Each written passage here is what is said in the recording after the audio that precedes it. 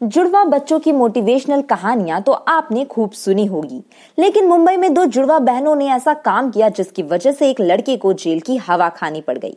जी हाँ, दरअसल महाराष्ट्र के सोलापुर में आयोजित एक शादी समारोह में रिंकी पिंकी नाम की दो जुड़वा बहनों ने अतुल नाम के लड़के से शादी रचा ली, जिसका वीडियो सोशल मीडिया में सामने आया है। तो यूजर्स ने पूछा कि ये शादी लीगल कैसे हो सकती है। फिर क्या पुलिस ने दूल्हे के खिलाफ भारतीय दंड संहिता यानी आईपीसी की धारा 494 के तहत केस दर्ज किया और जांच शुरू कर दी। इस मामले में मालेवाड़ी के राहुल फूले ने पुलिस में शिकायत दर्ज कराई थी।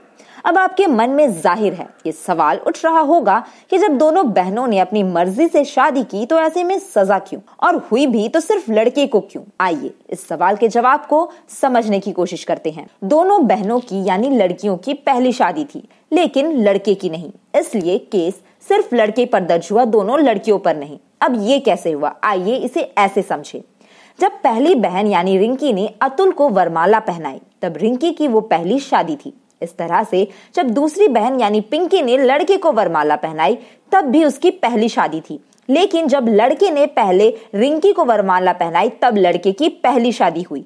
वहीं जब दूसरी बार जब पिंकी के गले में उसने वरमाला डाली तब तक अतुल की शादी हिंदू धर्म के अनुसार रिंकी से हो चुकी थी। इस तरह अतुल की पिंकी से दूसरी शादी हुई, जिसकी वजह से लड़के के ऊपर केस दर्ज हुआ और दोनों लड़कियों पर नहीं। अब आपको ये जानकारी दे दूं कि भारत में दो शादियों को लेकर अलग अलग धर्मों में अलग अलग कानून है। बेसिकली हमारे इंडिया में हिंदू मैरिज लॉ, मुस्लिम marriage law, Christian marriage law और स्पेशल मैरिज लॉ होता है। मुस्लिम में दो शादियों का नियम है, लेकिन इसकी कुछ शर्तें हैं। वहीं क्रिश्चियन और पारसी मैरिज लॉ में दो शादियां नहीं कर सकते।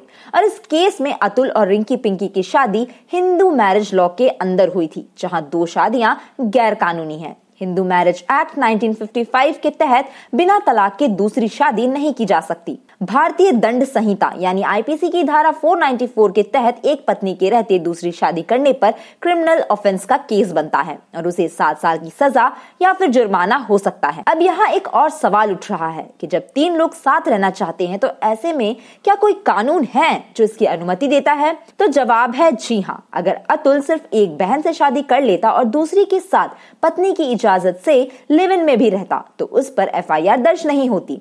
और आपको मैं बता दूं कि लिव इन रिलेशनशिप को सुप्रीम कोर्ट ने मान्यता दे दी है। इसी के साथ आज के वीडियो में इतना ही।